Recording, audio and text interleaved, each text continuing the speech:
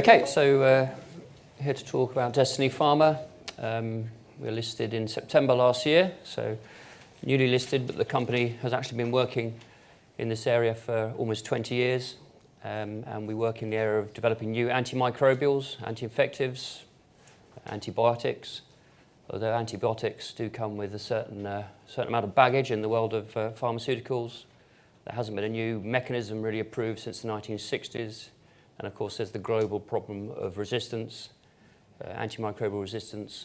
The superbugs are winning to some extent, and companies such as ourselves are now trying to fight back. And I think there's a new wave of innovation in this space, and Destiny is one of the leaders and one of a few aim-listed companies who are really pushing ahead now, moving into the clinical phase. So we'll cover the story of our lead candidate. So we're in the clinical stage. We're heading into phase 2. We IPO'd last year. We raised over £18 million, and at the same time signed up with a Chinese partner, China Medical Systems, who have China rights, and we collaborate together. I think that was a validation of the science and also the potential in this space. And our lead program is looking to treat hospital infections in the UK and indeed elsewhere in the world. We're aware of MRSA, methicillin-resistant Staph aureus, or MRSA as it's known in the US. And it's a global problem. And it's not just MRSA, it's actually all Staph aureus infections. They're one of the leading causes of hospital infections, which of course are costly and have a big impact on patients who may be recovering from other indications or operations that have been covered earlier. You can, when you're in a hospital, of course, pick up a hospital infection after surgery. Our lead program, XF73, has been in five phase 1 studies. We're looking to go into phase 2B and deliver a phase 3 package at the end of 19. A good cash position. We're funded really through to the end of 2020. We're a virtual company, around 10 people, based down at Sussex Innovation Centre at Sussex University. I was in Brighton this morning. We have good IP, so our team, Bill Love, the founder, ex-Novartis, has invented with his team the IP, so we own it. We've obviously partnered in China, but we own the IP, and it's a triple-tier patent protection into the 2030s, so a very strong position. We haven't licensed this, so we are looking, of course, part of our strategy as a really a drug development house is to seek partners, as we've done in China with China Medical Systems. So antimicrobial resistance is a global problem. It's recognised at the top table. If you count the G7, WHO, G20, United Nations as the top table, it's one of the few healthcare issues which is on the agendas there, accompanied by other major concerns such as HIV/AIDS, malaria, Zika virus. It really is a problem that's discussed at the top table, and governments are pondering and looking at how they can help companies develop new drugs, really which address, obviously you want to kill the bacteria safely and effectively, but of course the key problem is antimicrobial resistance. You don't want to generate more resistant variants of the existing bacteria, more superbugs, and we're looking to address that, as indeed other companies. It's been neglected by pharma. They're being encouraged now to come into the space, and there's many biotech in the UK and US who are, again, now looking to bring forward new generations, new mechanisms to address this problem, which is acknowledged as a major healthcare problem by medics and governments across the world. And our platform, the XF platform, is unique. So it's unique IP. It's a different mechanism. It's a new mechanism which has a very rapid action. It binds to the bacterial membranes and leads to a very quick leakage of key components, ATP, potassium, and the bacteria dies. Not all bacteria. There's a range of bacteria. If any biologist or microbiologist here, gram-positive and gram-negatives. Gram-negatives have a thicker, more impenetrable membrane. We pretty much kill all gram-positives and some gram-negatives, and there's 12 on a top 12 WHO list of nasty superbugs, and we're hitting about 8 of those. So we're not an antiseptic trying to sort of kill everything. It is selective, but it does work at the membrane level very fast. And of course, because you're killing the bacteria very rapidly, they don't have the opportunity to become resistant. They can't adapt quickly enough. It's very difficult for them to adapt their whole membrane, let alone in the sort of the few minutes that we can kill them in. So novel mechanism which has clear advantages to existing antibiotics and indeed other antimicrobial approaches. We also kill all stages of growth and biofilms, which is where bacteria can hide away, staph can hide away in biofilms associated with catheters or hip replacements, causing major problems with recurrent infections. We have the validation here, which I'll come to. America takes the lead here in terms of support for new innovation in this space. A lot of funding. If anyone follows Summit, you'll see today that they're bouncing back from their orphan drug issues with a $4 million grant from Carbex supporting their gonorrhea candidate to go into phase 1. So, $4 million goes a long way in this early stage development of drugs, and we again will be applying for grants such as that in the future. But what we've had is an award of QIDP status, which is qualifying infectious disease product status. It's similar in a way to the orphan initiatives that, again, America took the lead on with Europe, but it gives you 5 years extra market exclusivity, but also fast-track status and a closer discussion with the FDA regarding our regulatory progress and indeed fast-track status we were awarded earlier this year. So I think, again, it's another validation of our approach, that it's novel and it's addressing an unmet need, and the FDA and the US are taking the lead there in this space, and hence that's why our program, our phase 2B, will be carried out in the US, largely in US hospitals, and that will be our primary market for our lead opportunity. The chemical structure here is a porphyrin ring and 2 cationic arms, which are positively charged, that they bind to the membrane and cause cell death. So we have a pipeline. I'll focus on the lead asset. We have a platform, the XF platform. There's 38 compounds. XF73 in a gel formulation is the nasal gel that's applied prior to surgery to kill the Staph aureus in your nose and reduce the levels of hospital infections, post-surgical infections, and we'll talk about that. And that's looking to head into phase 2B, results at the end of 19, and that will be a phase 3 ready package. And we will also bring forward earlier programs, some of which again are preventative. So it's quite interesting that our approach is prophylactic. This is trying to stop the infection starting when you have an operation, as it were, a post-surgical infection, but also we have preventative concepts, including possible awful opportunities associated with cystic fibrosis, where we can actually treat existing infections. Staph aureus is a global problem. So this is this summary, and this was in our IPO document. So it's obviously a verified source. But infections in the US costing multi-billion dollars, but also across the world, Staph aureus is the major cause of hospital infections, which is a global problem, including, of course, in China and in Indonesia and India, which are the territories which our partner China Medical Systems has acquired. So, hospital infections. So, a third of the people in this room are a carrier of Staph aureus in the nose. And self-infection is the primary cause of post-surgical infections, not just MRSA, but all staphylococcal infections. So if you are a carrier in the nose, you have a 10 times greater risk of a post-surgical infection, which can range from being very nasty to extreme, of course, death can be a result. If you can reduce the nasal carriage, you can reduce the levels of post-surgical infection by about 60%. And this is well-established data, and this is reflected in the guidelines from the surgical guidelines, medical authorities, that the best practice is to decolonize. Now the problem is how do you decolonize? Well, in the US, there is no approved drug. In Europe, you will use mupirocin, an old GSK antibiotic. Mupirocin, which is used off-label in the US, has clear problems in terms of its resistance. Appears very quickly when you use mupirocin. So mupirocin is potentially a solution, but if you use too much of mupirocin, you see resistance. And of course, again, you then are generating superbugs, which could be transferred in the hospital environment, etc. So it's just one of the reasons that's the main reason it's not approved in the US. So there is no approved drug in the US for the decolonization prior to surgery to reduce post-surgical infection.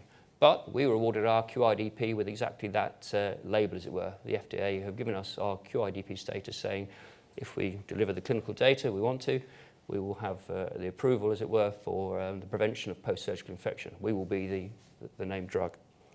There will be no potential then there'll be no competitor. Mupirocin would not be used because we would be the approved treatment for prevention of post-surgical infection.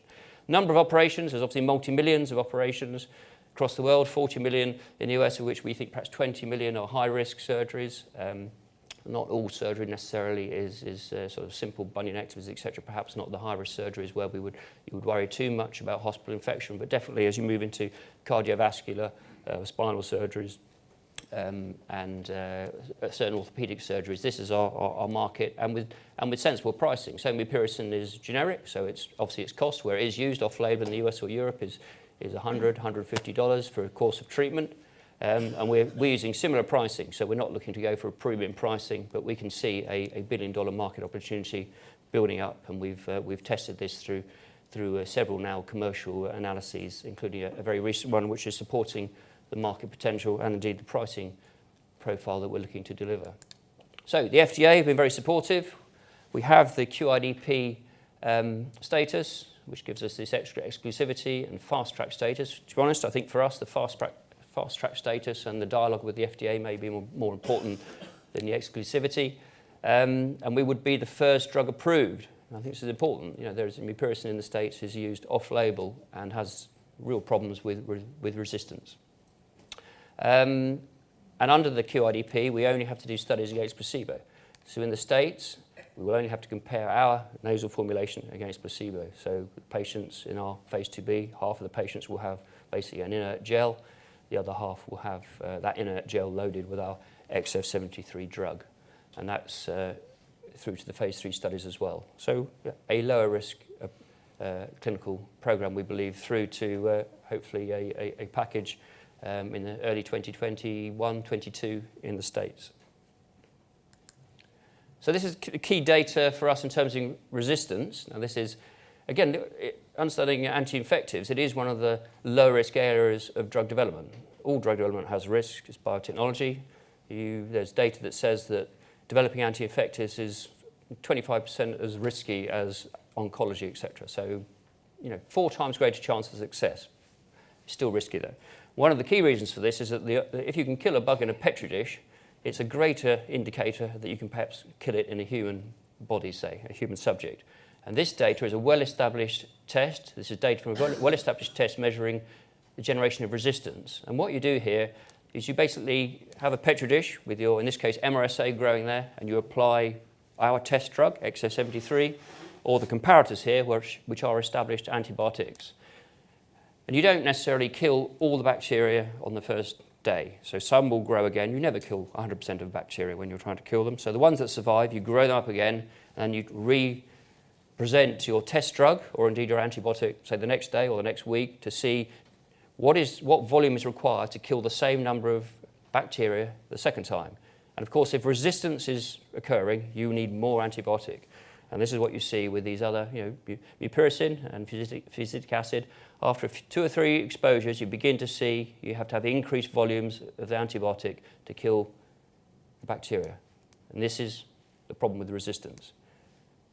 And all antibiotics fail in this test. This is a standard classical passage study. Our drug, XF73, we went out to 55 exposures. This is the longest ever published passage study. We never see resistance. Now, we will never say that you will never see resistance, because these are superbugs, and the super is there for a reason. But definitely, this is a unique profile, which, of course, is a key part of our message and our claim that we have a safe, fast, effective platform of new anti-infectives with a low propensity for antimicrobial resistance, which is sort of the holy grail for antibiotics, antimicrobials in the next generation of drug development. We also have a set of, as you'd expect, safety data from I think 160 subjects, phase 1 data. But again, these studies, we're only working in people who are carriers in the nose of Staph aureus. So every subject, not only are we testing the safety and taking bloods, we're also seeing, are we killing the Staph aureus in the nose? In every subject, we are seeing a clear, clinically relevant reduction of the Staph aureus carriage in the nose, which, as we've shown earlier, is shown medically to lead to a reduced propensity for post-surgical infection. So obviously it's only phase 1 data. The last study, though, was paid for by the US government. They carried out the study. And effectively, this study is the one we're looking to repeat in the phase 2B. It's a direct comparison of our drug against placebo, measuring the reduction in carriage of Staph aureus over 4 days of treatment. And we'll be looking to do that in, say, 150 patients in the phase 2B next year. And the data that we produced from that last phase 1, carried out by the US authorities, this is the placebo arm, which is the inert gel, and this is our drug, as it were. Now the black horizontal line is key. So if you are screened in a hospital, which is very common to screen patients for carriage of Staph aureus, above the line you're a carrier, below the line you're clear. So placebo, even though there is a placebo effect, and you get a placebo effect of carriage in the nose, if you blow your nose, if you pick your nose, if you put an inert gel in, you will lose some bacteria. But bearing in mind these are log scales, it's not clinically relevant. You are still a carrier. Clearly with our drug in the gel, within 1 day and then 5 days, you have a clinically relevant and indeed statistically significant reduction in the carriage. And we're looking to replicate that in the phase 2B, which is the plan really, which was the reason for raising the funds at the IPO last year. We've clarified now under our fast track status and IND earlier this year, we have to just complete a couple of standard dermal safety studies, which are very routine. And then obviously the phase 2B study we'll carry out basically next year in the US, and possibly one European country, looking to deliver a phase 3 ready package at the end of 19. Our strategy is to consider partnering, so we'll continue discussions with partner to fund the phase 3. And as we've done with China Medical Systems, I think we can partner at the right time, on the right terms to deliver value. And at the same time, of course, we'll be looking to bring forward some of the earlier pipeline and watch out for news on those programs later in the year. Product profile, we've done a lot of work here comparing how our potential product, our target product profile, how does XF73 stack up against mupirocin, even though it's off-label in the States, that's obviously an obvious comparator. Well, we have broader efficacy, we have this clear differentiation in terms of our claims of low, no resistance. Mupirocin almost has a warning that it will generate resistance. We're claiming, of course, that we have a much lower propensity to deliver resistance. Tolerability, we have a better formulation. Mupirocin is supposed to be given 5 days prior to surgery. We are 1 day before surgery. So if you can imagine trying to fit that into, if I was to go for an operation, a knee operation or cardiac operation, for 5 days prior, I have to remember to self-medicate with mupirocin, whereas our product, we're looking that it's totally administered in a hospital environment by healthcare professionals. You get more compliance. And of course, it is much quicker to have 1 day treatment before, 1 day of the surgery, 1 day afterwards, and that's it. And your period of risk is the period of the operation. We will kill the staph in the nose, majority of the staph for 3 days, and then you will recolonize. But obviously, you'll have been stitched up by then, and your period of risk has reduced because you're not obviously having an open wound and open surgery in the hospital ward. Drivers for adoption, obviously we know there's a clear clinical need, but there's also around this, there is a clear, as we pick up in the UK, and obviously it's more prevalent a decade ago perhaps, when David Cameron set up, every week he used to, I think even Tony Blair as well, used to pick up the MRSA infection rates from the various hospitals were reported into number 10. But it's still a big issue in the States in terms of hospitals are ranked on their hospital infection rates. They get penalised, there's financial penalties, they can lose some of their reimbursements. Obviously, it's cost effective. Long infections mean longer hospital stays, extreme complications in some cases with hip implants and other sort of indwelling devices where if you have biofilm infections, they really can be very, very difficult to cure. So again, not necessarily common. It's not going to be 50% of the time, but the financial implications when it does occur are very, very serious. So associated with all the other wonderful interventions, surgeries that can be carried out in hospitals, of course, when you're in a hospital, you are exposed to the potential for a hospital infection. And as much as doctors will wear bow ties, wash their hands, and will sterilise everything, self-infection from the nose is still the primary cause of post-surgical infections. Touch here on our collaboration with China Medical Systems. They have a high valuation on Hong Kong Stock Exchange, multi-billions. They're selling products mainly. They license from pharma, specialty pharma elsewhere in the world. They take them to Greater China and they sell them. They have a specialised hospital sales force. They're selling antibiotics as part of their portfolio. They're very interested in what we're doing. They own just under 10% of the company, have a board seat, but they're collaborating. They're also doing their own work with our assets in China. We have certain carried rights over what they're doing, and obviously they have. They really are encouraging us to push ahead to get a license for our lead program as soon as possible in the US, because they can piggyback off that, of course, into China. But I think it's a great collaboration for us. It is a validation, and we're looking forward to work with them closely. And the whole China space in life sciences is really opening up and getting very exciting. And I think we're well positioned. with our partnership with CMS, and really enjoying working with them. Value inflection points, obviously all the value and the key interest is around the phase 2B, but we have delivered on target to date. We will look to bring forward data on the earlier programs and clarify what we're looking to do there. But obviously, really, it's sort of next year as we start and finish the phase 2 at the key points. But in the background as well, we also have there's a lot of information comes out from governments and health authorities regarding the problems of antimicrobial resistance and infections, and it does filter through into genuine support for companies such as ourselves. It's not just nice news flow. There are initiatives now. There's a draft bill in the States for market entry rewards, so they're encouraging pharma companies to come back into the space.